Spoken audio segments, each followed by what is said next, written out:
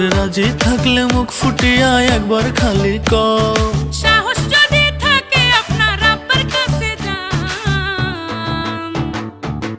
আপনার লাগা দিলে কিন্তু লাগে আমার টান, শুনেন আপনার লাগা দিলে কিন্তু লাগে আমার টান। তোমার লেগে লাগে দিলে বড় বেশি টান আমার, তোমার লেগে লাগে দিলে বড় বেশি টান।